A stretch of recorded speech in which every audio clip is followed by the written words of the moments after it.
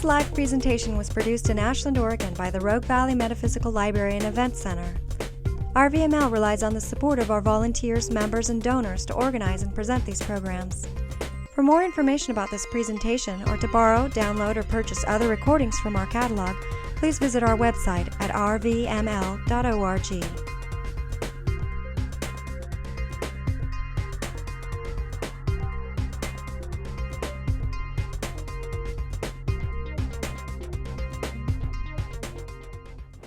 This is kind of a homecoming for me. I was one of the original, at least I think I was one of the original members of Rogue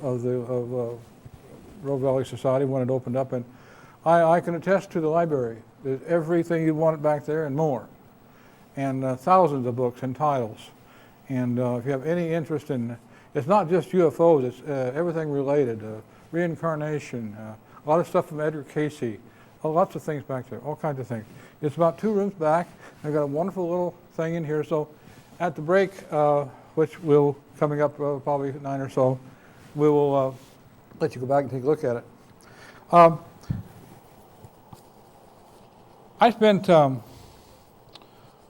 or 5 years being interested in UFOs in the late 50s, and I had the privilege of working with Donald Keyhole, who formed a NICAP organization, and we were able to do a significant investigation for him in 1958 when George Adamski came to Kansas City, and I'll cover that in just a minute. And but about 1960, I went to become a full-time teacher.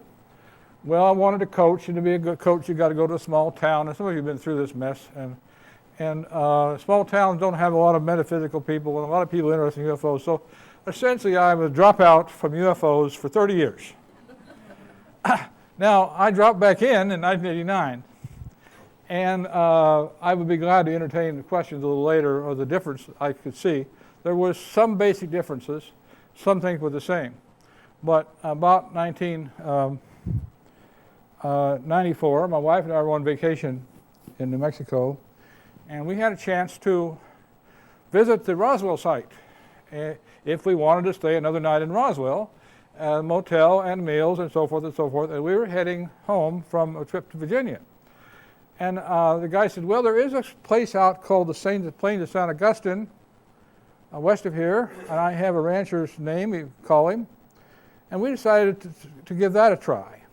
So apparently there were 2 craft went down at Roswell, and this was the second one, the same night. And it's been endorsed by many, many people, including Stanton Friedman and others. And I was fortunate enough to work on that called the Plains of San Augustine project. And we won't be talking much about this tonight, although I will show you a couple of things that I did find there. And we were on that almost 12 years. And then I got a letter from an airman,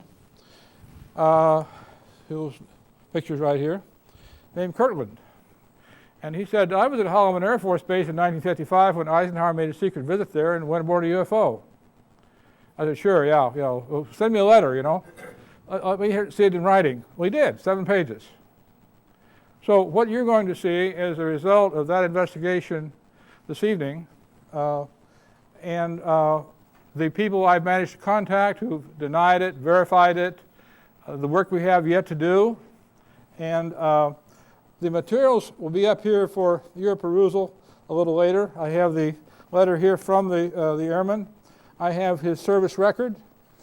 He was indeed at Holloman Air Force Base from early 1954 through almost 1956. He completely checks out. He and 5 or 6 of his friends, whom we are trying to get a hold of right now, saw Ike's plane, saw Ike, heard him speak. He spoke at a base theater. He also spoke at a hangar, a supply hangar. But Ike wasn't supposed to be there. He was supposed to be somewhere else. We'll also cover that. So I think what we'll start, go ahead and get started on the background here. I've got a light person around. They can handle the lights.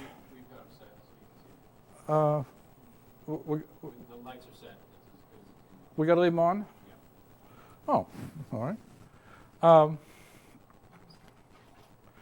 Yours truly, U.S. Navy, 1954.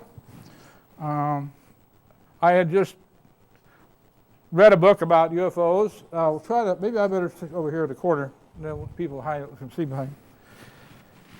And Frank Scully's book came out in 52. I think I got a hold of it in 1953, and I was mildly interested in it. But I went back to my hometown of St. Joseph, Missouri, and was on the USS Boxer, the aircraft carrier. By the way, the Boxer is still in commission. It's a helicopter assault ship now. I think it's based somewhere in the Middle East. And this is my wife-to-be and myself at a junior college fun day we had at the junior college where we both went. This is my well-worn George Adamski book. And he said a lot of fantastic things in there. Now you got to remember, this was before miniaturization. And I almost believed some of them, but when he said they had a radio the size of a pack of cigarettes, I said, no way.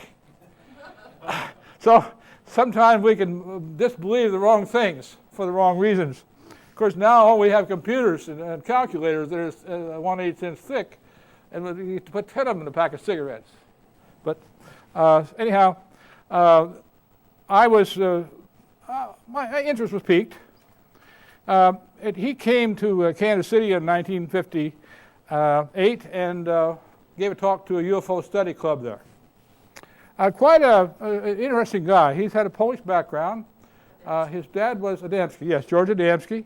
His dad was Polish. His mother was Egyptian. He spent 2 hitches in the U.S. cavalry prior to and during World War I. And he opened up a snack bar on the slopes of Mount Palomar. Actually, we worked at one. He didn't open it up. And that's where I first met him. But I didn't know him well. But he said that he had to go to Davenport to give a talk. He was coming back to Kansas City. When he got back to Kansas City, he said he'd been taken to Davenport in a flying saucer. And I just started an NICAP affiliate, which is National Investigations Committee on Aerial Phenomena. And I wrote Keyhole, or called him, I forget which, would you like to be investigated? By all means. They've been trying to find out whether Adamski was really saying the truth or not. Well, it turns out that the train never stopped in the train yards. And he could not have gotten in and out of a vestibule in those days in a chair car without help. Couldn't have closed it. They would have had to get his luggage. But he claims some guy drives up in a 58 Pontiac, and black, by the way, and took him to a grove of trees where they found a UFO, and he went to Davenport and did his UFO talk. And so he came back to Kansas City, handed in his tickets, which he could have bought two sets of course. He had a secretary with him named Lizzie McGinnis. And so we investigated it and found out that there was absolutely no way that he could have gotten off of that train onto a UFO in the time line and the place he said he did. Well, this was the first nail in his coffin. He's still alive and kicking and a ghost nowadays, but he was one of the first people who made contact, said he contacted people from outer space. The first contactee.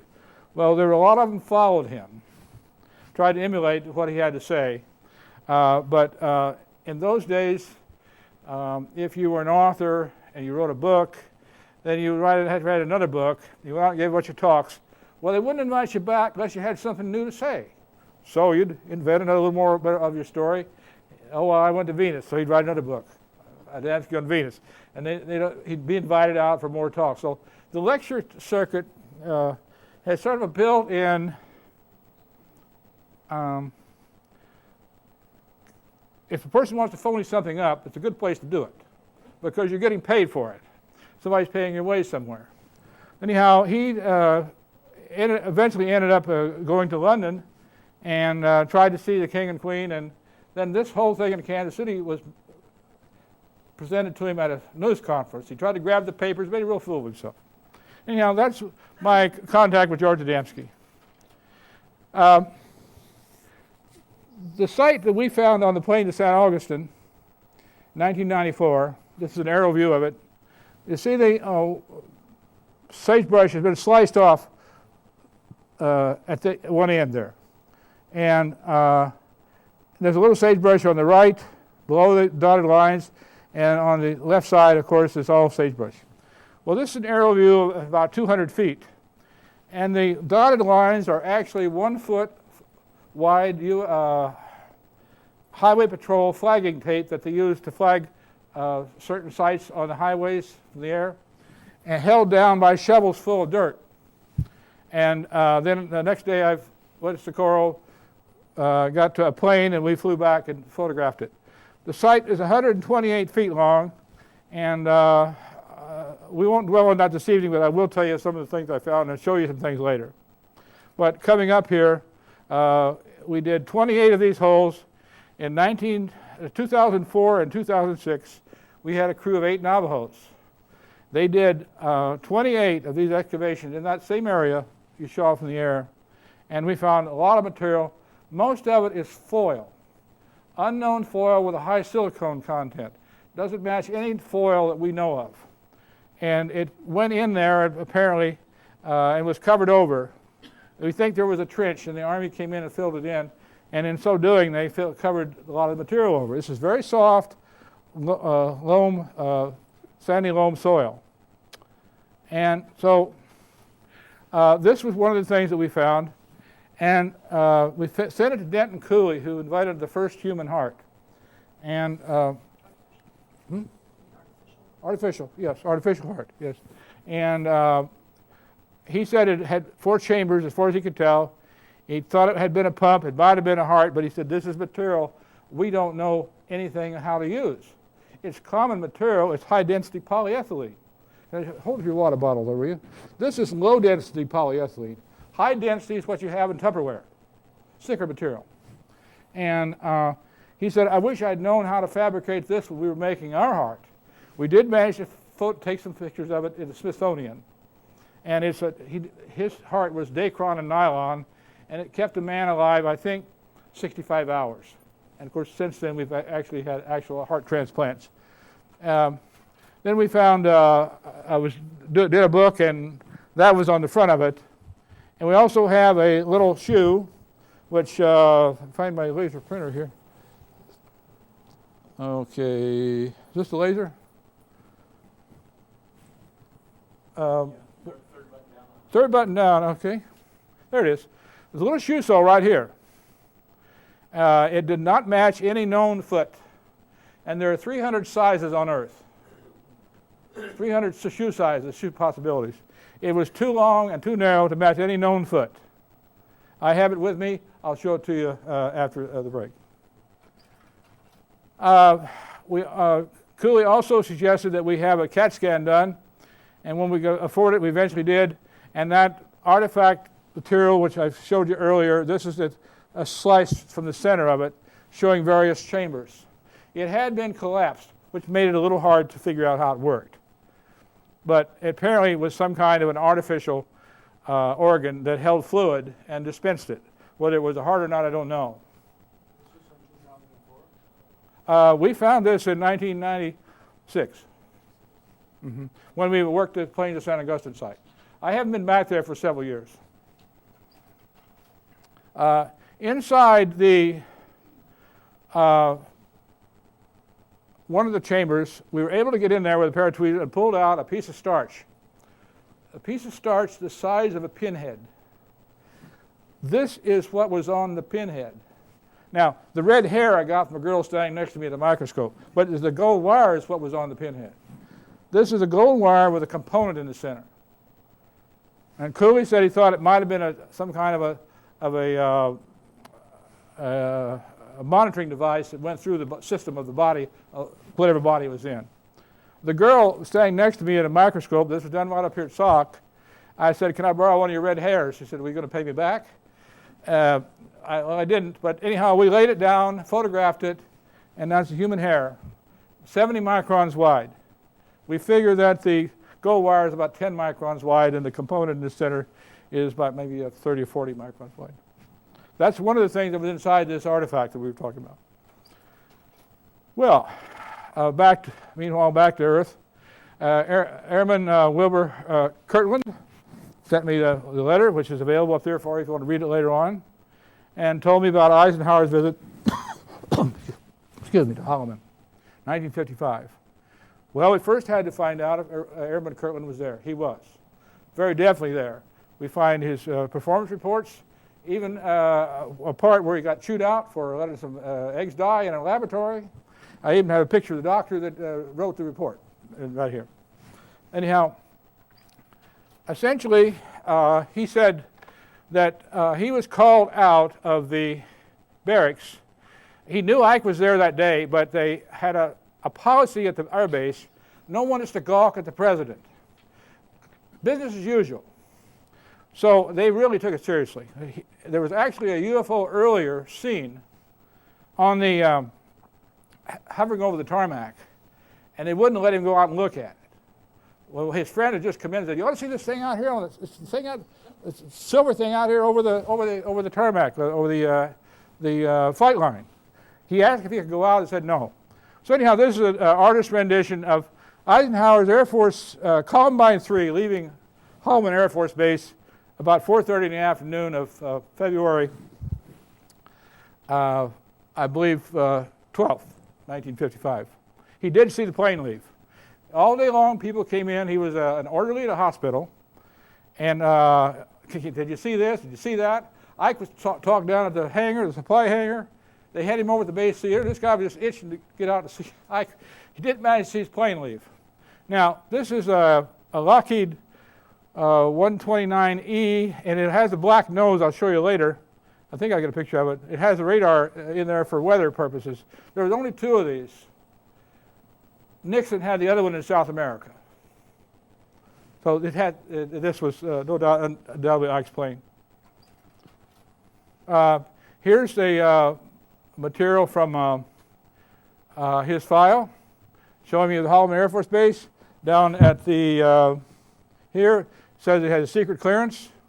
And this in here is the material showing he was there. I have a whole sheath of papers proving this man was at Holloman Air Force Base. I worked hard at it, and he was there.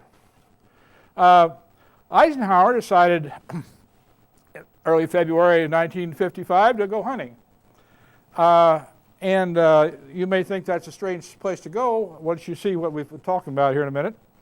But he went to a plantation in Georgia. He'd been there the year before. His Secretary of the Treasurer, Humphrey, he signed your money in those days, you guys were alive, is on the right, Ike in the middle, of course, the dog handler on the left. Cup of water, excuse me.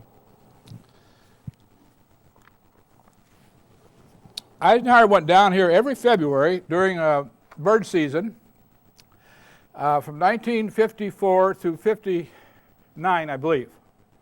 And this was the year before when they'd gone out and gotten their limit. The next year, the weather turned really bad. So this was 1954. It's the Thomasville, Georgia. Chamber of Commerce sent me the photograph. Now this is the crew on Ike's plane. There are 14 of them that took any one trip. On the end, you see 4 guards. So that means that there was about 10 on the crew, 4 guards on the end. The people I've been dealing with are one of the guards is still alive, who told me quite a bit of information. Excuse me again.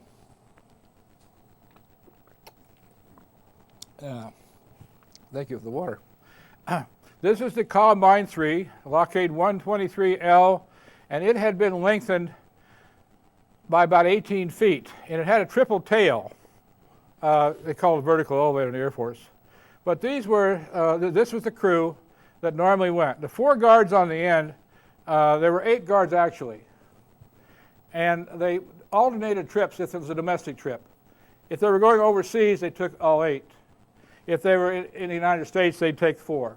Now, they weren't personal guards. They were guards for the plane, the airplane. It was under constant guard. And these guys are well armed, I discovered later. But far end is Lieutenant Colonel Draper. Next to him is the first pilot they called Thompson, then a fellow named Pugliese and a navigator, and then the enlisted men start in right about underneath about the fifth one over. There were 2 stewards, 4 guards, a mechanic that knew about the engines. And on this particular trip to Thomasville, there was a guy from Lockheed also on the passenger manifest. This is the Columbine 3 in South America. They'd had some trouble there, and they had, not only did they have the 8 guards with them, they had 8 or 10 Marine guards from the embassy there also around the plane. They completely rigged the plane. So it was a formidable, try to get to that plane would have been really very difficult unless you had a pass. Master Sergeant Leo Borrego. He has a Romanian background. His folks came in the Depression era to the United States.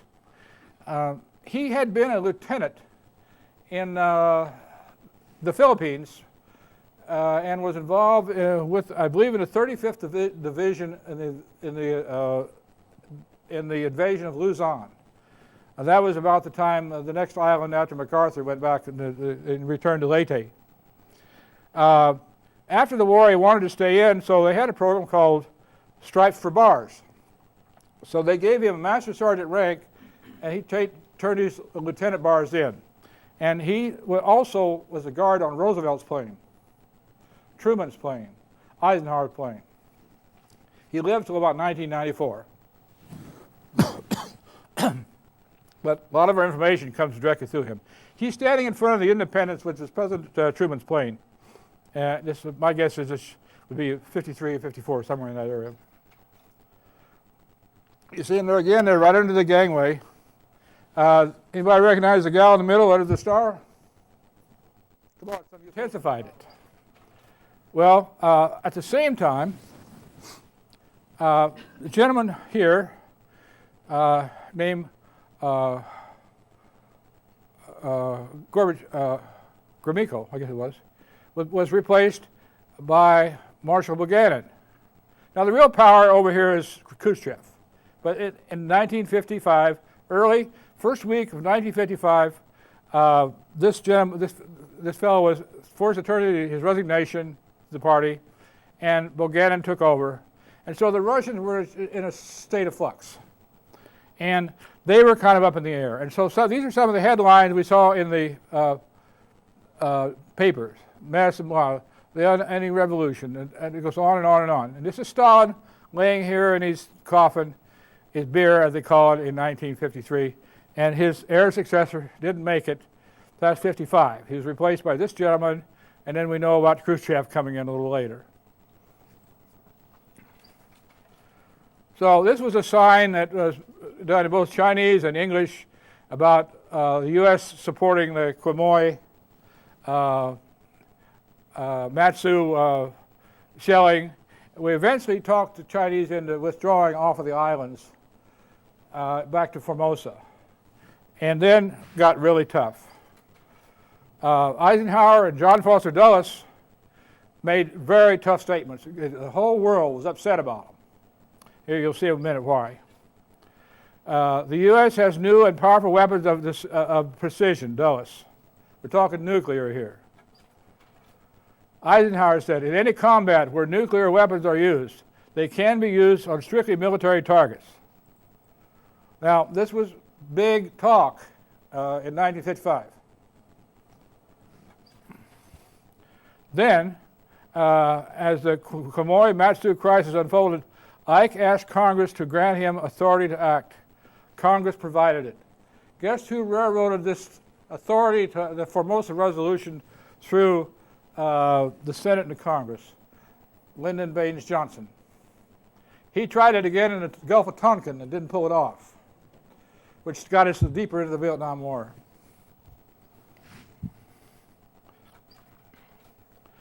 In the meantime, back at Thomasville, Georgia, Ike was supposed to be in this peaceful little cottage, which was part of the plantation where he was hunting. And you did not, the press didn't go in there and in and out of the plantation grounds. They were off limits.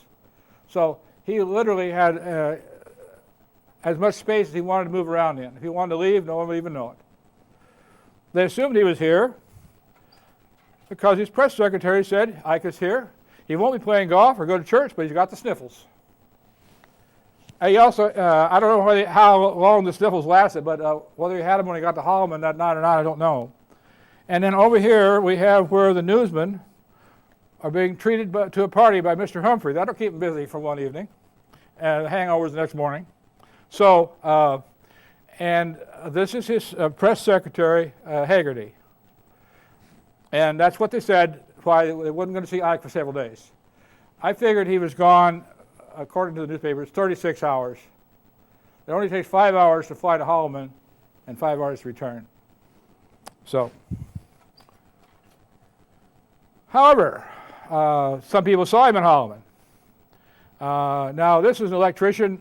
His wife, his daughter doesn't want me to use his name right yet. She's still using it. She got a divorce.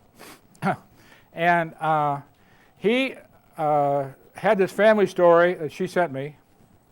And he was on a pole. By the way, got to slide in backwards. I knew it. This is his Signal Corps, the first page of his Signal Corps book. He was at Camp Gordon, Georgia. And this is some of the activities he had in the Signal Corps. So they saw Ike's plane land about 8:30 in the morning. And but it went between some buildings. They weren't standing on the edge of the runway. They were business as usual, back doing some electrical work. And one of the guys said, "Why don't you climb that pole and see if you can see where he is?" Well, there wasn't anything wrong with climbing a pole. There were electricians. They had the gear with them. So he had a truck with him and 2 or 3 guys. And he got up there about halfway, he said about 35 feet in the air. And the truck drove off, and men were shouting, "Come down," and they all started running in the opposite direction. So he swung around on the pole, and there's a UFO 150 feet from him. Now, apparently there were 2 of them. One of them was, according to Kirtland and his friends, landed in front of Air Force One, and the other one was over the flight line, which I think was probably cover for just kind of flying cover. But he said, I swung around and I saw this pie tin-like thing. You've got to remember that in 1955 we had no pictures of UFOs except for Damsky's book and some others. And they were Model Ts compared to this thing. And people didn't know what they looked like. That's a composite. Yeah, it's not a photograph. Thank you. Guys, we worked on it. And people did not know what they looked like. I didn't see a UFO until 56 or 7 when I saw the movie called UFO, and there were 2 lights going behind the water tower. Anybody remember that in that thing? Well, this thing just scared the heck out of him. He said he came down so fast he didn't hit the spikes more than once or twice at 40 feet. And you've seen them do it at lumber carnivals, timber carnivals. And they didn't have sponge rubber to jump down on. As a matter of fact, his family kidded him about it because the men back at the shop said that was the day Dad became a fireman. He came down that pole so fast, he became a fireman. Is this supposed to be a faithful rendering yes. of what they witnessed? Right. Yeah, it's a rendering of what he said he witnessed. What was going on at Holloman Air Force Base in those days? Well, this is Dr. David Simon. He was a supervisor of the Airman Kirtland for a while. He had to, Kirtland let the eggs die in the incubator.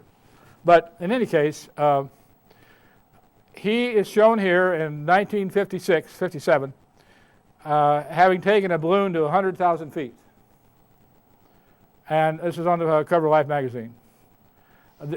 Now we're dealing with people here who are famous national heroes, and I'm telling you, it's difficult to get these people to come out. I had to have someone contact him who knew him and ask him about Ike's visit. I'll tell you about what he said a little later. Another guy was Joseph Kittinger. Kittinger did a 102,000-foot parachute drop, which is still a record. Kittinger is now in, I believe, Boca Raton, Florida. This is him jumping out of his gondola at 102,000 feet. World famous. Both these guys were there in February of 1955 because of their exploits. We know where they are, where they were. Okay. Well, I got going down the list. Arthur Godfrey. Who's Arthur Godfrey? Yeah. Entertainer. What do you have? Variety show? Yeah. Arthur Godfrey. Well, he wasn't in the social list of people at the Arthur Godfrey. And boy, I did some research on that one. And I finally run onto a website called Conrad, and it talked about what Arthur Godfrey was doing. Arthur Godfrey, seen here on a page of Life magazine, 1955, had been asked by the government, as well as Edward R. Murrow. Remember Edward R. Murrow, the famous reporter? This was London, World War II guy. To make an announcement that the country was still functioning and the government was doing well after we'd been attacked by nuclear bombs. Arthur Godfrey was on Eisenhower's plane. That's off the manifest. Now, all of a sudden, UFOs took a backseat because I'm thinking here about UFOs, and now all of a sudden we're talking about nuclear war. Arthur Godfrey on Air Force One. How close were we to nuclear war in 1955? Or how close did we think we were? We had no idea, my wife and I, in St. Joe Mo. We had an oatmeal plant, a Quaker oat plant, and 2 packing houses, and that wasn't ground zero as far as we knew.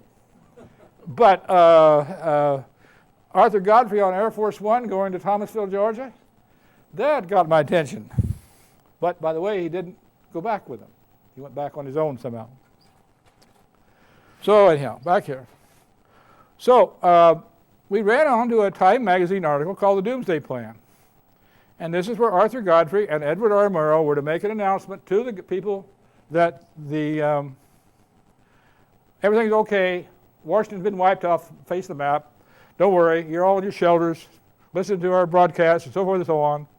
And they were started making public service announcements after we'd been attacked by nuclear bombs. All of a sudden, the UFOs took a back seat. When did the Soviets go nuclear? What year did the Soviets have the bombs? The first bomb was Soviet, 1949. Mm-hmm. Yeah, and we detonated our hydrogen bomb in 52, but didn't announce it till 54. Anyhow, so I have the website's called Conrad, and they have this material on there, and I was able to get a hold of a Time magazine and get the article before our library closed, and this is talks about that. So we had 2 well-known people who were going to make public service announcements if we've been attacked by nuclear bombs. One of them was on Eisenhower's Air Force One. And that's a nuclear bomb if you can't see it, it's too dark. So we got a whole series. I went to all of the different places I could find. And in 1955, this might have been the supplement for your newspaper. Instead of the parade and other stuff, here's the emergency plan for nuclear war. What to take to a shelter on the left here. Have a radio in the shelter with you. Get under your house in a crawl space. They were trying to, apparently the fallout only lasted 2 weeks if you only had 1 bomb. So they wanted people to be inside under several floors, several layers, and apparently the crawl space here would have been appropriate for somebody in a home. Here's a list of things you take with you. Here's Mr. and Mrs. America in their shelter listening to the radio. Now, since I lived through this whole thing, I think I'm entitled to be a little spoofy about it. And the various things here that shows you what you should do. I'll leave it up here in case you want to see it. Where you should be, what you should take with you, so forth and so on.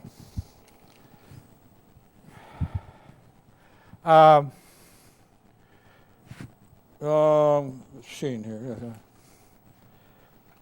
So I had kind of envisioned Mrs. Homemaker in her miniskirt under the house, doing her dishes or whatever, and so forth and so on.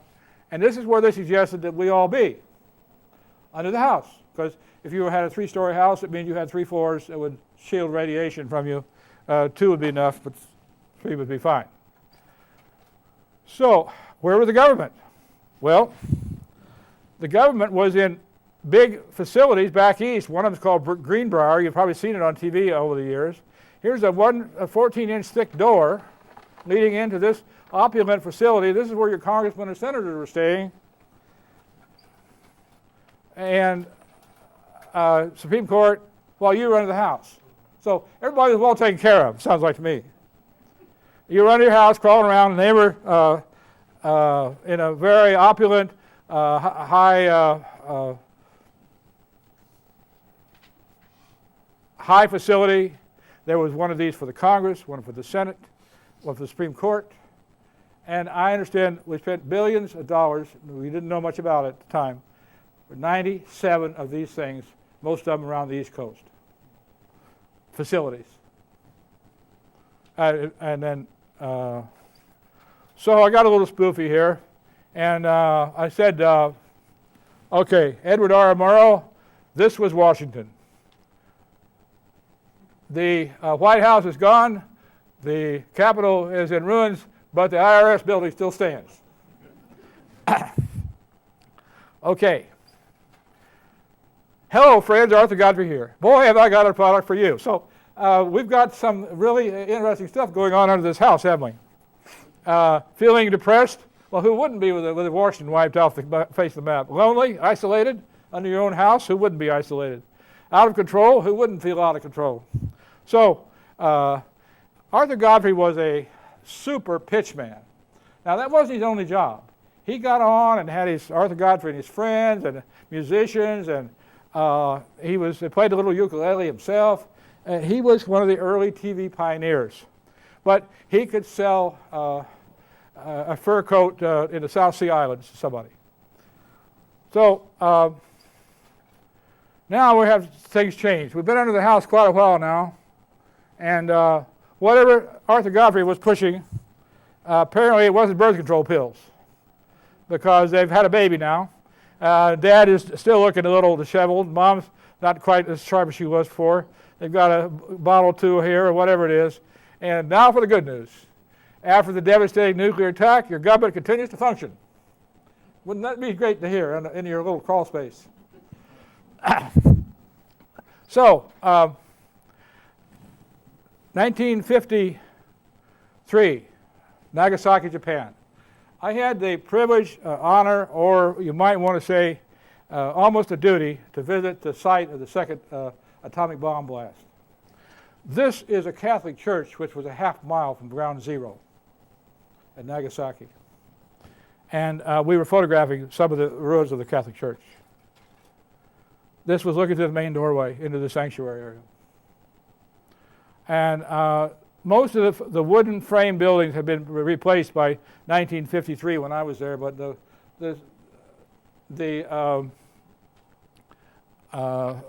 other things were probably the more permanent buildings hadn't been built yet. This was a little orphan. There was an orphanage next door to the Catholic church, and a little Japanese orphan. And this is a map showing the bomb blast and so forth, where it had blasted and what it had done. Essentially, this sign says 76,000 people were vaporized here. Now, later on, more people died from radiation and so forth. But at this point, when this sign was put up in about 1952, it had only been 76,000 died here. Arthur Godfrey, huh?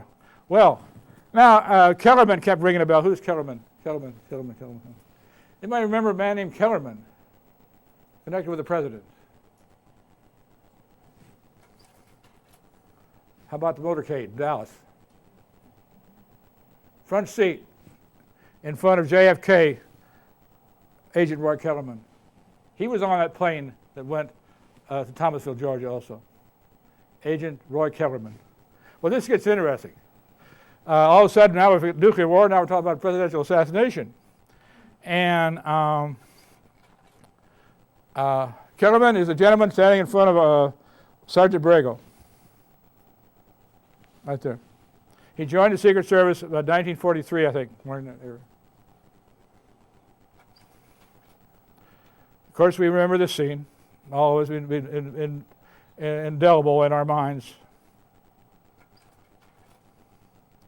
And of course, towards the end of the beginning of the administration, we had a little Camelot. Jackie here is pregnant with John John. Remember John John's salute to his dad, funeral?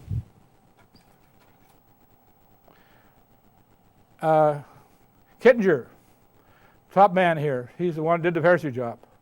He said he did not recall Eisenhower being at Holloman in 1955. It must have been after he left in 58. According to information we have, Kittinger and his boss, Colonel Sharp, had lunch with Eisenhower at Holloman. Dr. Simons, the gentleman who did the balloon drop, won't answer the question. We've been asked by somebody who we asked to ask him to ask him, and he will not answer the question in an email. He won't refer to it at all. Kittinger, still flying high. Here he is in a private plane, age 79. Now these are two very famous people. We were just even lucky to get a hold of them, let alone get answers from them. And here's Dr. Simons holding hands with a woman, not his wife, age 98. Now there is a story here. It's a cohort of his who helped found a clinic, and they had this picture taken at an anniversary dinner. I think his wife's still alive, but this is his picture here, and life of 1957. Borrego, no longer with us, served Roosevelt, Truman, and Eisenhower. Master Sergeant Board, still alive in Eugene. And now the electrician, he passed away in 1989, had a stroke about 86, had to retire and passed away. His daughter told me about 1989. The gentleman that tried to talk his girlfriend into going on the roller coaster married her. Raise your hand, Mary Lou. 49 and a half years. Airman Kirkland, retired aerospace engineer in computers, worked with Lockheed, same one that made the president's plane.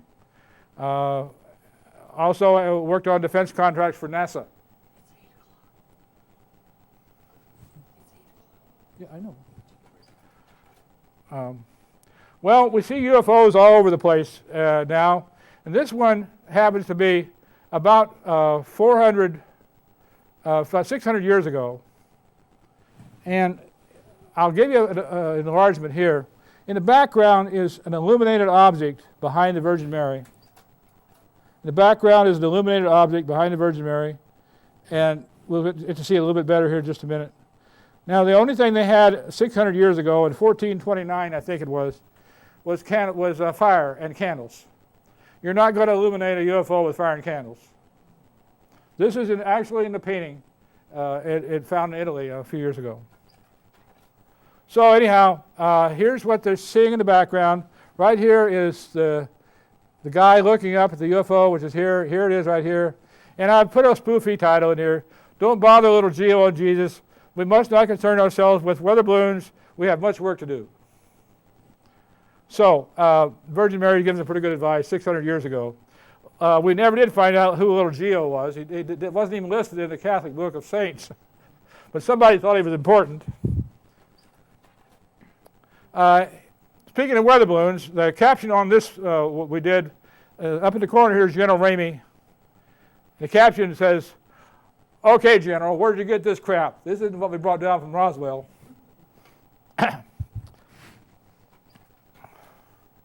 I was a man of these times. Here you see the the styles and the dress. He's dressing some women's and men's clubs back east. I got a new respect for the man. He put us through some pretty tough times, and I don't think many of us realize how tough they might have been. And he was a great president. Here's what might have happened at Holloman Air Force Base. This is what they say happened. Air Force One confronted with a UFO. Sounds unbelievable, but somebody in our government is contacted about that time. We're very sure of that. And we've been dealing with them for some time. However, I don't think it was any earlier than 55. It might have been 54. We're not sure. A great guy and married a great gal. Thank you very much.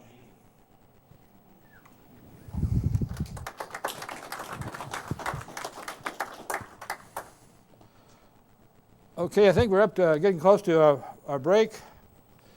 And I have, is that right, the break time? Okay, about 10-minute break. Don't forget the librarian back. Lots of material here on the table. And here's some of the material that we found at the first site. I'd ask you not to handle it, but I'll lay it on the table for you to look at. Here's the shoe and the artificial whatever it was. Oh, we still have about 8 people that we know of who were at Holloman. We know where 5 of them live. We haven't contacted them yet. We're in the process of contacting them. Apparently, most of the officers are going to go with the line, we don't know anything. And most of the enlisted men are going to go with the line, we've seen it. So there's a lot more coming with this project. We've been on it about a year and a half. We got Kirtland's letter about a year and a half ago. Met with him at the Eisenhower Museum last June 8th. This Airman Kirtland, he's a very, very credible person. Now, Kirtland's not his real name. He doesn't want me to use it, but everything checks out. And even the fact that he got a reprimand from Dr. Simon here. This is Dr. Simon. Here he is at 98, and here's a reprimand signed by Simon. Says, you don't have an aptitude for this kind of work. What he did was let some eggs die in a laboratory. Didn't put water in the incubator or something. Now, if a man's ready to bear all, including 50-year-old mistakes, he's going to have some credibility in my estimation. So we're just kind of getting into this project. And it's not over by any means. Okay, questions? Where was Eisenhower? Where did they think he was? They thought he was at Thomasville hunting. And he was out of the sight of the press for 36 hours. And that they said he was sitting by the fire, drinking hot toddies and playing Scrabble in the middle of a world crisis. Don't buy it. I didn't buy it very well. And things were really upset in that world. And England was involved, and Churchill was going to talk to the Russian leaders about what Eisenhower and Dulles had said. And some of you don't remember how much money and time and effort we poured into helping the nationalist Chinese. But we had a commitment to help defend them. By the way, Quail and Matsu are still, the 2 islands are still occupied by the nationalist Chinese, and they still have Formosa, called Taiwan now. Was there ever any talk that Eisenhower had seen anything? I'm having a little trouble hearing you. Was there ever any gossip or statements that Eisenhower had actually seen something? The report that Kirtland sent, he was involved in a discussion between a man who was at the tower, of Holloman Air Force Base Tower, and they were in the middle, could see what was going on. And they said the president left, who they presumed to be the president. It's a quarter mile away now, you understand. The aircraft parked way out on the far runway. And you could hardly see out there. And I suppose it's for security reasons. And the man who presumed to be Ike came out of the airplane, walked over to the UFO that had just landed, and some kind of a ladder came down and he went inside. Now, that was what they said they saw, but I have not found a witness who said they saw that. That'd be hard to do because you're looking at a quarter mile away across an airport, heat waves, things, and it's very difficult to see. But I think he was at Holloman. If they had to do what he did with the UFO or not, I don't know. But he was there, yes. If we could get the questions on the microphone, if you could come up to the microphone and ask a question. Yeah. I'd appreciate it. We just need to get on the recording if we could. Thanks. And kind of short leash. Yeah, please use the mic. You had mentioned Stanton Freeman earlier. Have you brought any of your information to his attention? He has, people that can get some kind of clearance and go into the archives and check certain information. Yes, as a matter of fact, on the back of my business card, for my planes project, Stanton was kind enough to write this. Art Campbell has done an incredible job of researching the recovery of a 1947 crashed UFO saucer on the plains of St. Augustine in the Roswell timeline. He's about 100% behind me, and he is very interested in this project. Although he does not tend to get involved with other people's things, but he supports you, and we've been to several conferences together, and I'm very grateful to have his support. Thank you. Any other questions? There you go. Wish we had a longer cord for this.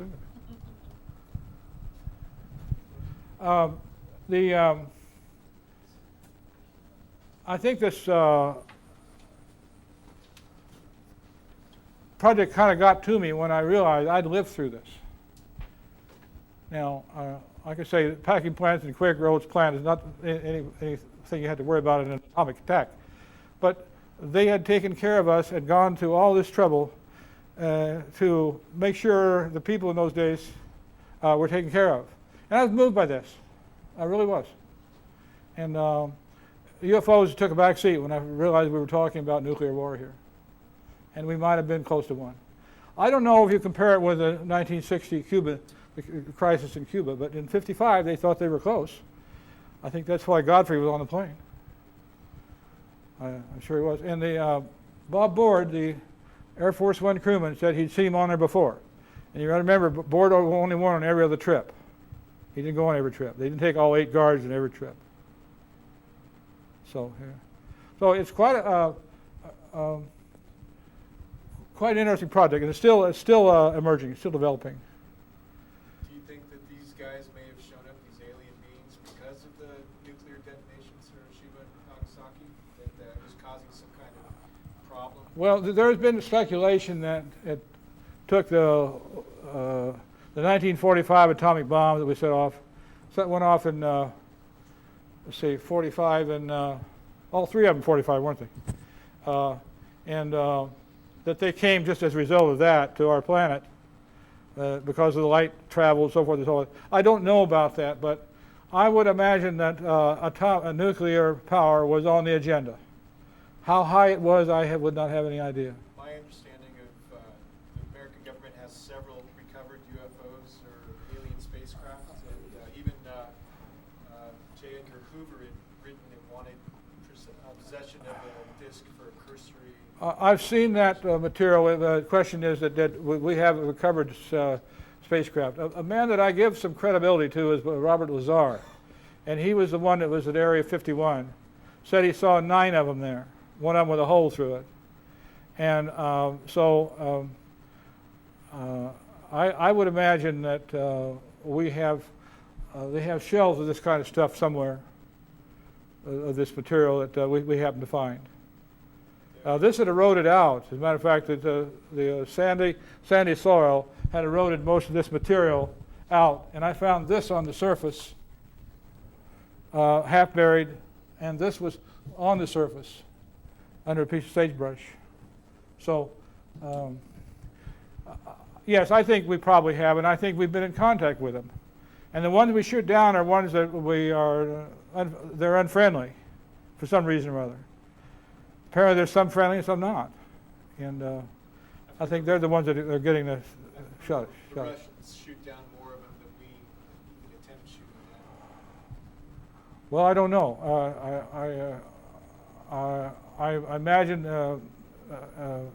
airspace is sacred no matter where it is.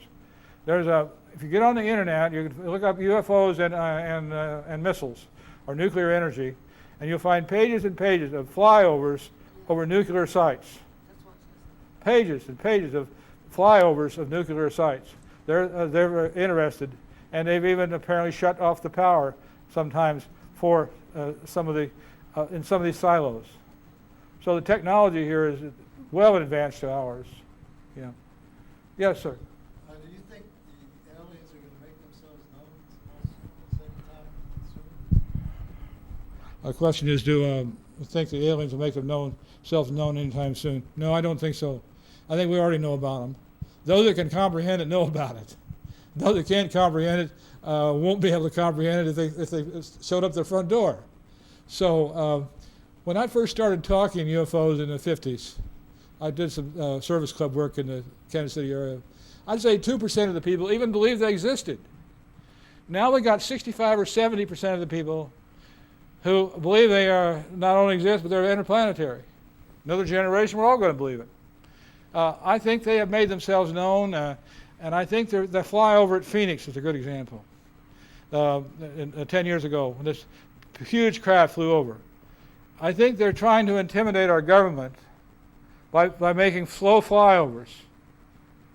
And they did that in the Hudson Valley a few years back. And these huge craft that are bigger than football fields have been flying over our country. And apparently we're forced to ignore it because we don't have the technology to counteract it. I think that's how they're making themselves known. It's flying over our cities in huge craft. Yes? Are you familiar with the O'Hare sighting? Only what I've been able to get off the internet and what I got on the seen on the TV and so forth. Apparently it was quite dramatic. Apparently a large craft. It wasn't so large as it was obvious, and seen by several people, including, I guess, pilots and management. And it was in the Chicago Tribune. This occurred, I guess, in November of last year, and then was publicized until right at around. I think that's how we're going to find out about them, is that such things like that. Because after a while, everybody said, well, it can't all be weather balloons, or anomalies or swamp gas. We're not that dumb anymore. Yeah, back here. Yes, sir. A couple things. One is that there have been paintings from the Italian masters 300, 400, 500 years ago that have obvious cylindrical, saucer-shaped UFOs painted in the sky. That's one thing. Also, there was a tremendous spate of sightings in the Midwest about 110 years ago, around 1897. Right. And so, which could be time travelers, interdimensional, interstellar, whatever. That's certainly a possibility. The Midwest airship, by the way, was over Kansas City in 1897. Yeah. I read some reports of it. The other thing is that, correct me if I'm wrong, but I heard that Eisenhower wanted to say the military, industrial, and not only just the military, industrial, and legislative complex. Right, yes, yeah. Rather than just, he was asked to tone it down by the people who were handling it. Well, in regard to the military-industrial complex, he made several other statements. I have some in my records. In that speech specifically, he was going to say military, industrial, congressional. That's exactly what he was going to say. Well, we know what it came out, and Right. I think part of the military-industrial complex is no doubt involved in keeping this secret. And I think the aliens, if you want to call them that, are trying to make their own disclosure. Apparently, we fear open disclosure more than anything else. They're using it kind of against us. I think they think it's the time our people knew they were there. Yes, yes, ma'am.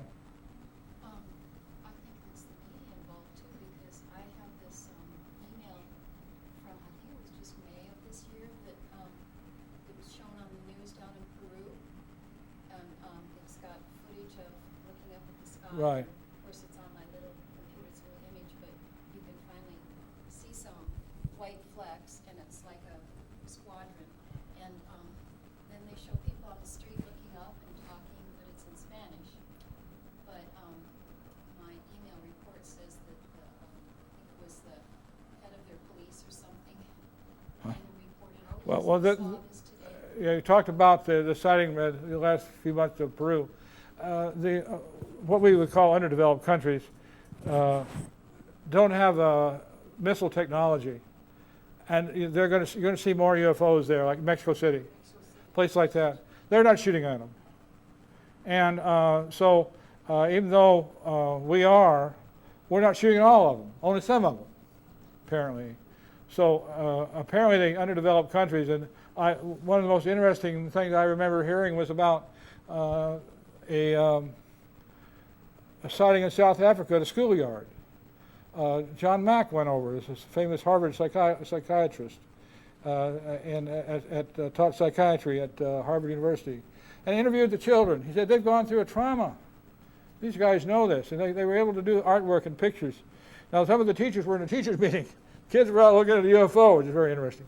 But this is how they're going to make themselves known. Gradually to various people who are going to grow up with the information. And apparently it really threatens people in our government to have to back off and say, well, we were really wrong, we lied to you all along. You're not going to hear that. You're just going to hear stalling. Like these two guys I was telling you about, Kittinger here. Kittinger, I think, had dinner with Eisenhower and Holloman. You going to admit it? No. And I have a colonel working for me at Holloman, believe it or not. He's a volunteer at the Public Information Office. I said, what is it about secrecy? He said, well, in 1998, President Clinton passed a rule, put through a rule, that anything over 20 years old was declassified, it was no longer secret, unless it had a disclosure, something on the front of it. So all of this material in 1998 was no penalty for anybody coming forward. I said, well, Colonel, why are they still? He said, it's patriotism. They swore they would keep the secret, and it's important that they are true to themselves. And he said, you're going to find a lot of people are just keeping it because of patriotism. He said, I flew F-105s to Vietnam, and I saw UFOs. I was followed by them. I chased one. Everybody over there did. A colonel, Metzen, works at Holloman as a volunteer. But he said, we're divided. Half of us want to talk about it, the other half say, you can't talk about it.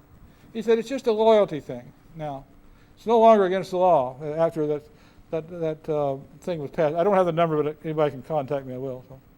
So apparently it's loyalty that keeps half of the people in the government from admitting that this is true. I have a feeling like these people like Shermer or some of these people you saw on Larry King Live last week, I think even the famous astronomer died recently, Sagan.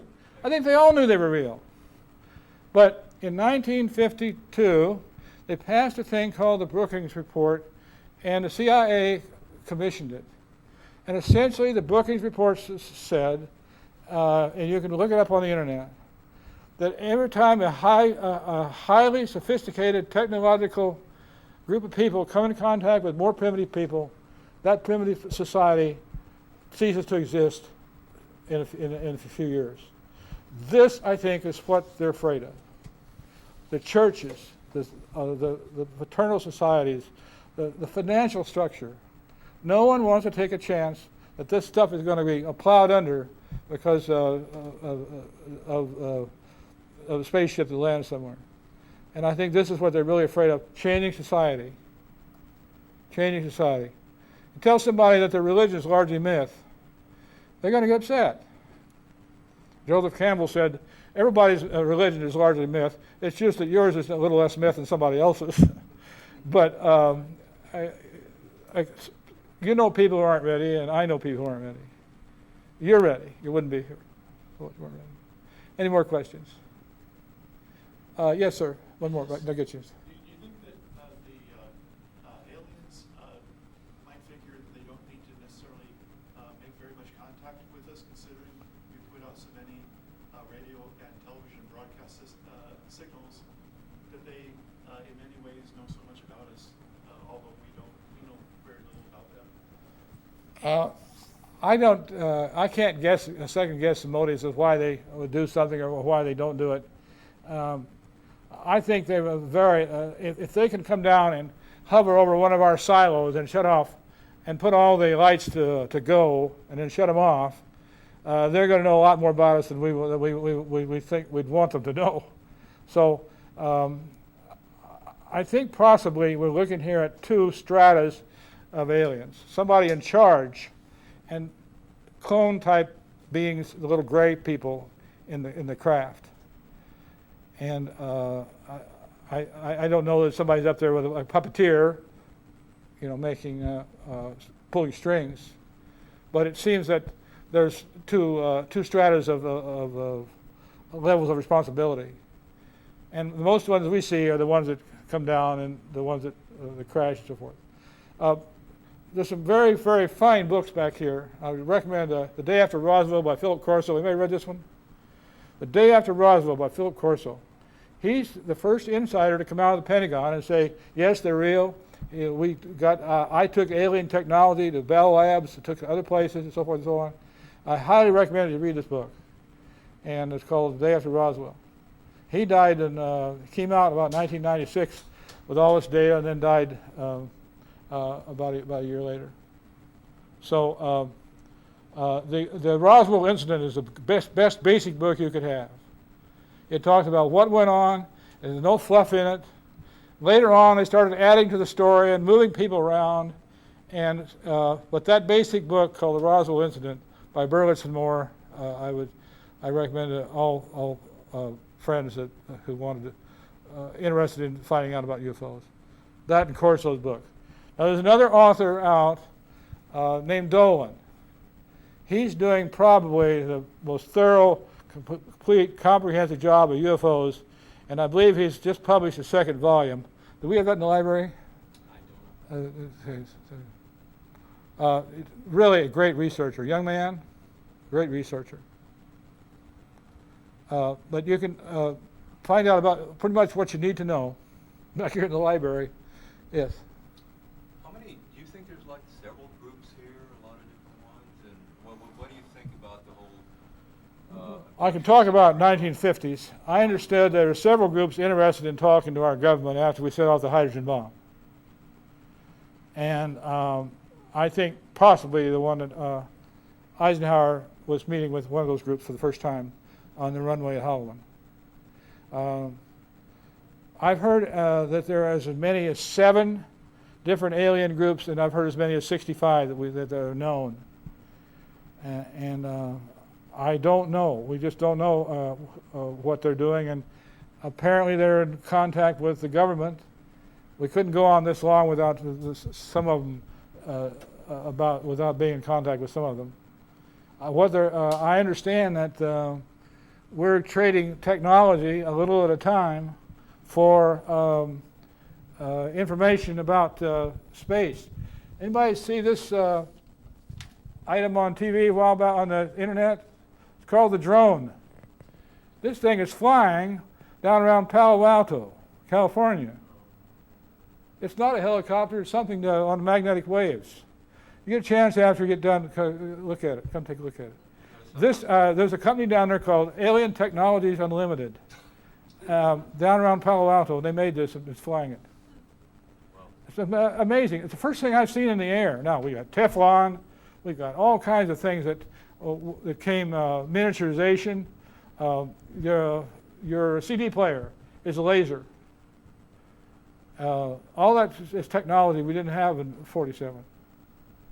What's your feeling about the whole alien abduction thing? If you talk to people, there was a Roswell thing just recently, an anniversary, and I caught part of their doing a thing on Art Bell. I'm going to get a chair here to on Art Bell, but they were talking about they've actually recovered implants, or what they think are implants of people that have claimed to have been. I know Roger Lear, who's done most of the recovery of implants. He has medical teams.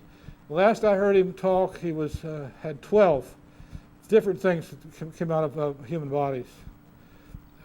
They are, some of them are as small as cantaloupe seeds, some of them are as big as a 1/4 inch in diameter, and there's one little T-shaped thing that they had trouble getting out of somebody's foot one time, and apparently they're made of a crystalline material. And they obviously don't grow in the body. They were obviously put there. For what purpose, I don't know. And they're put there to keep track of there are some that are kept track of. But the implants, that they can be dissolved through craniosacral work. They can be dissolved. That's how they're taken out. So what you're saying is that they're there to keep track of people, you think? Yeah. Yeah. It's like we're tagged animals. A lot of us are Yeah, tagged that's animals. yeah, good point. That we tag our animals now, and And they choose who they put implants in. Right. I mean, they're very, you know, they have certain criteria they work with. Through generations of people that were through like several generations and families. It's kind of weird. Yeah, the best book on it I can refer you to is Dr. Jacobs. He's a Temple University professor, and he and John Mack both wrote on alien abductions. Yes, I believe they're going on. I don't believe that many people who claim to be abducted are abducted. But obviously they're going on for some reason or other. This may be part of the trade-off.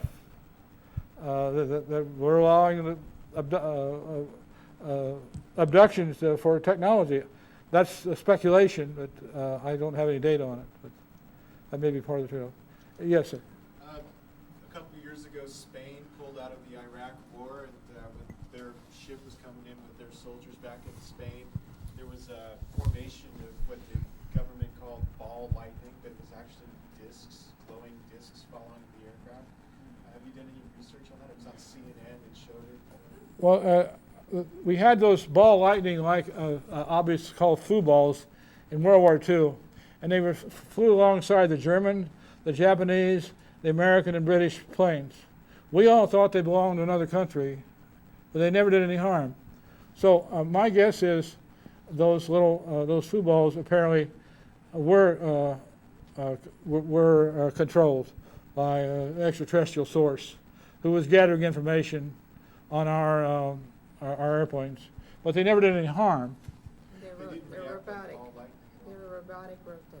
Well, I don't know what. No one ever found one, but I think they were probably robotic. Yes, yeah. It would have to be able to fly along the wingtip of a plane and then move off. Somebody has to be in control of them. Yes. Okay. Yes, ma'am. Please speak up. I was curious about when you said earlier there was someone with Eisenhower at Holloman who was also in the JFK motorcade. What was his name again, and what was his role? At Holloman? Oh,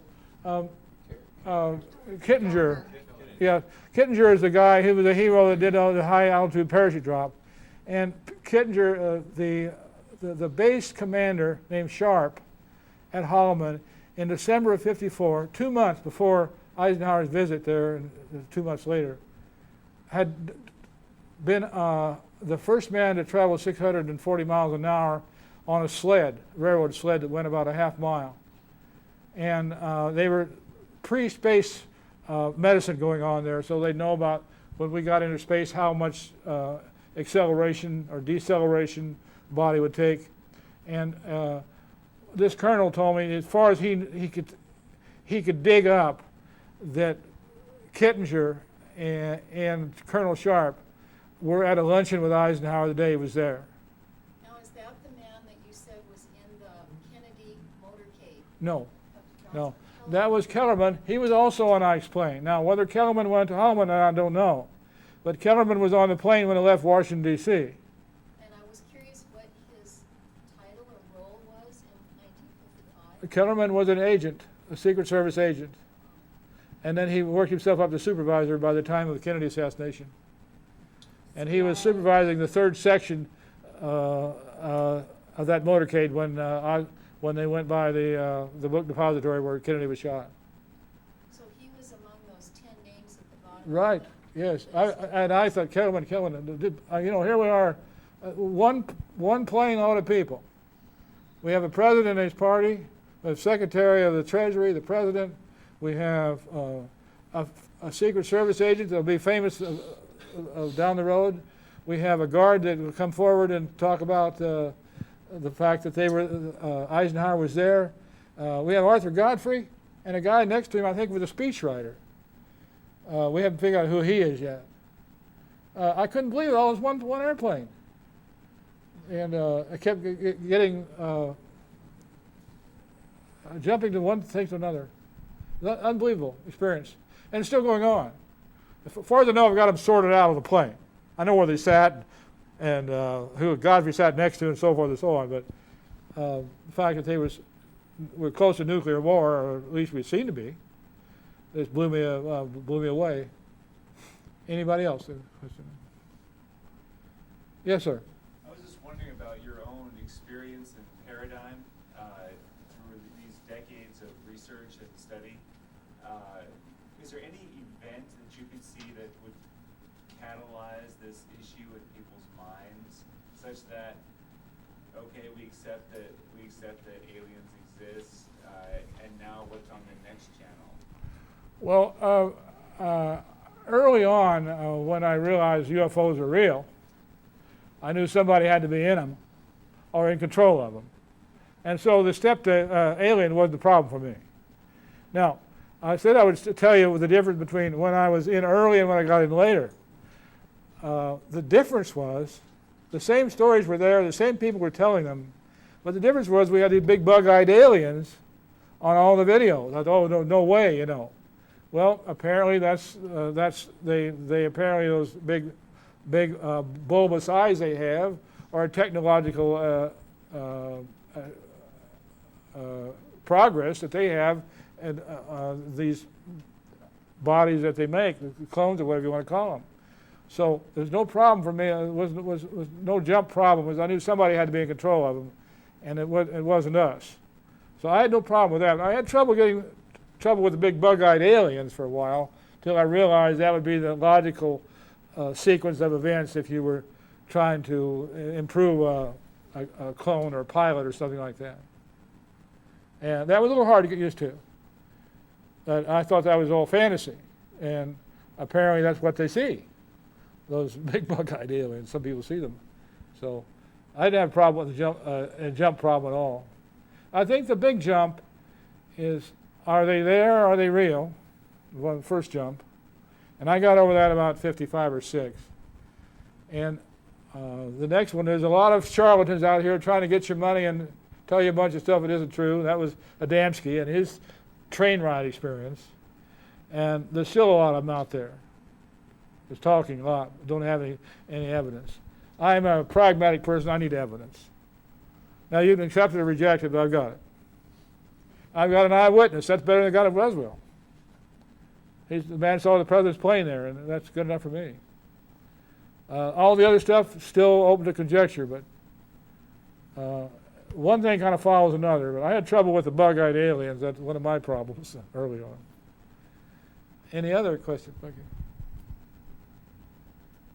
Yes, sir. Would those bug-eyed aliens perhaps not be biological in the sense that we're biological, but perhaps more robotic in the sense that they don't have to eat or exist the same way we do? In other words, if they were more like us biologically, in the sense that they have to live and breathe or what, that they would have to be, say, travel from vast distances away. With wormholes, like being some kind of life pods to travel great distances. Okay. If there were some kind of robotic things that were controlled by living aliens. Corso, who was a colonel out of the Pentagon, talked about what the alien body was like. And if anybody take UFO magazine in here, you occasionally will get articles in there about what was the body. But he said they took a biological specimen and put artificial parts in them to make them stand up to the rigors of space. This might be one of those parts. And so they took a person like yourself and put in an artificial heart, a different lung, and which would allow you to do some of the maneuvers in space without harming your body. This might be one of those parts. So when I read that in Corso's book, that they had taken biological entities and put artificial parts in, I had a light bulb go off. Because I had one. I think I had one. Because this is nothing that we know of. No medical people don't know about this thing. And a man who invented a human artificial heart thinks it was some kind of a container that pumped. And the only thing we have in our body that pumps is a container is a heart. Well, they may not have needed a heart, but apparently they don't take nourishment. And you're dealing here with apparently there's no orifice. Nothing goes beyond the lips. So obviously it's some kind of a android clone. I can't think of any other way of saying it. They must be there. But yes. I wasn't here for the earlier part of the presentation, but have these things been subjected to any kind of physical, chemical analysis? Yes. As to their materials? Yes. What you may have already mentioned, but what's known about them? This is high density polyethylene, which we use now for artificial organs. The whole thing is high density polyethylene. Same as, much harder, so is Tupperware. So is a lot of your children's toys and playgrounds. But it will stay in a body, it will not be subject to body fluids, and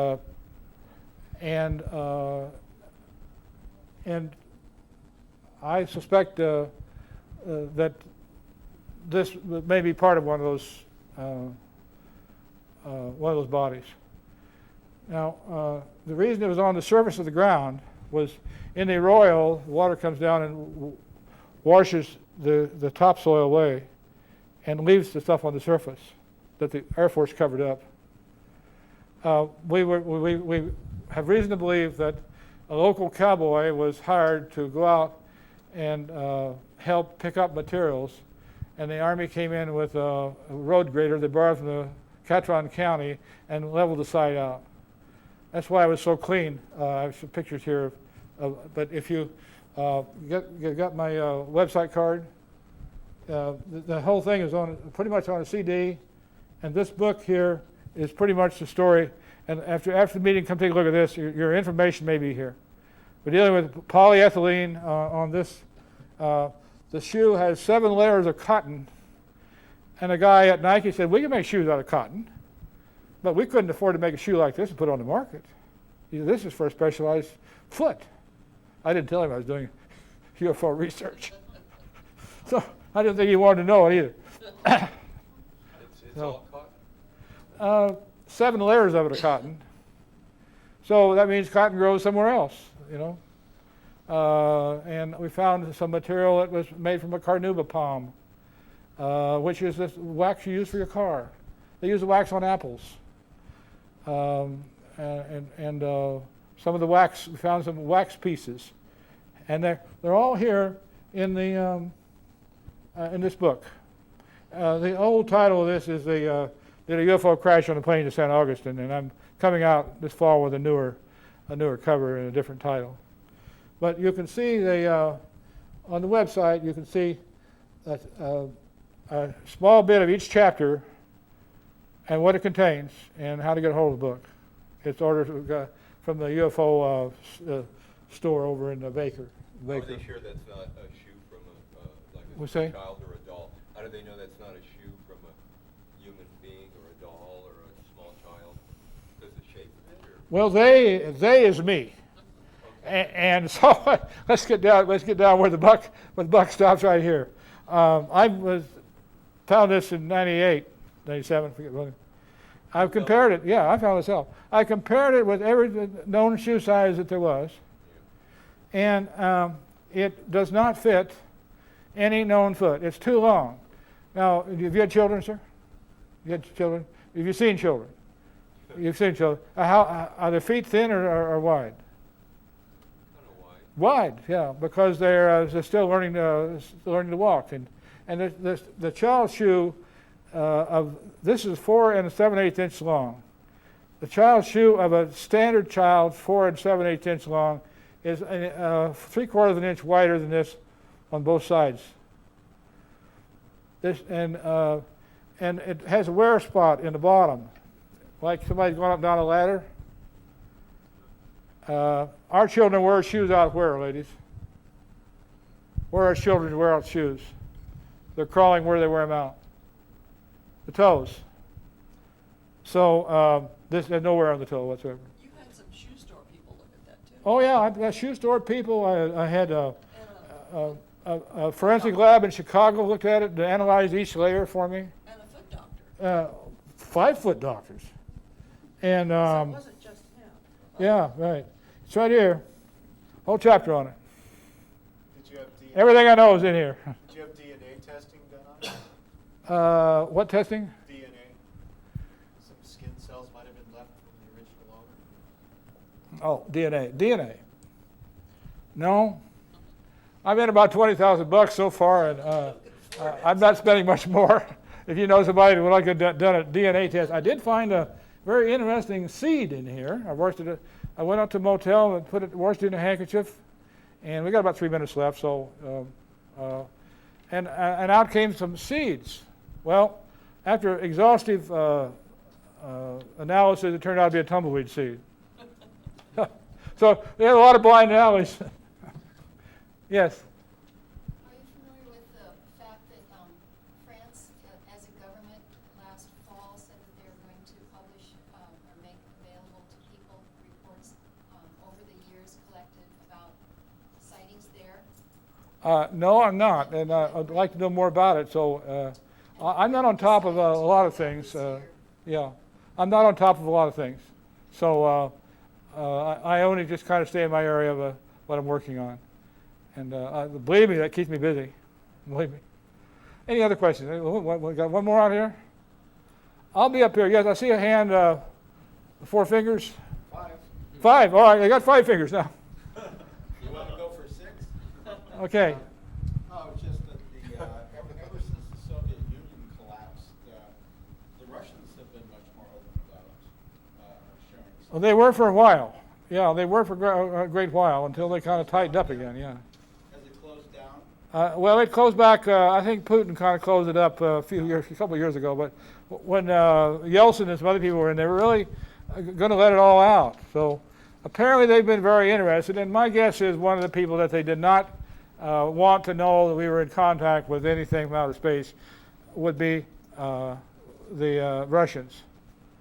They probably didn't understand where we were with alien technology and so forth, and probably till the late 50s. They probably have their own now, their own contacts. But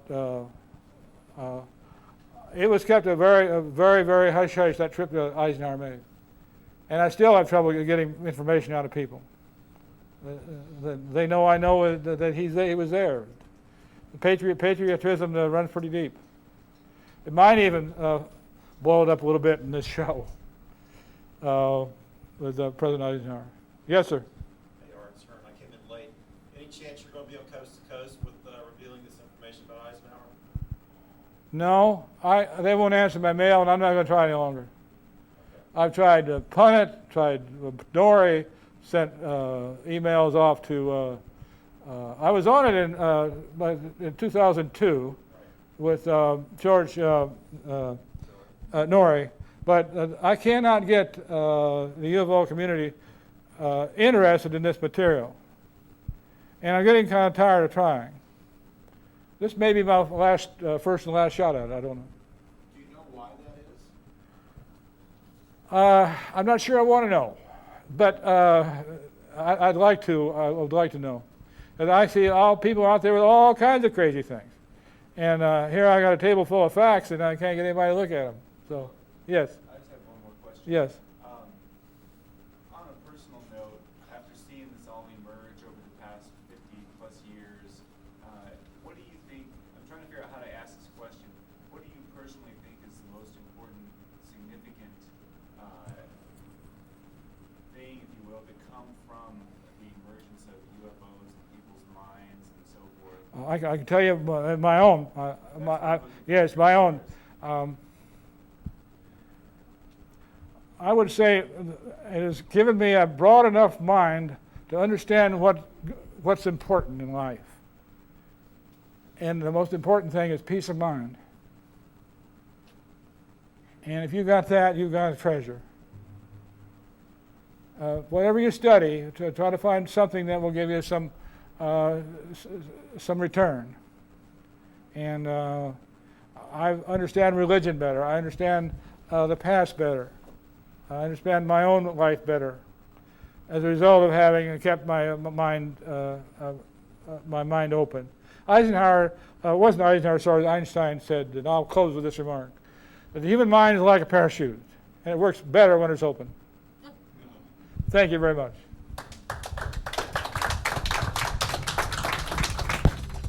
RVML Resource Center is a volunteer-operated federal 501c3 tax-exempt nonprofit organization.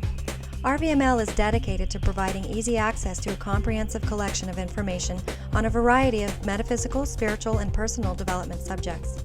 RVML accepts and appreciates all donations. Material and monetary contributions are fully tax-deductible. This recording is not copyrighted, and permission is granted to broadcast, exhibit, or duplicate all or part of this program for non-commercial educational purposes. This live presentation was organized and presented by the Rogue Valley Metaphysical Library and Event Center. For more information, please visit rvml.org.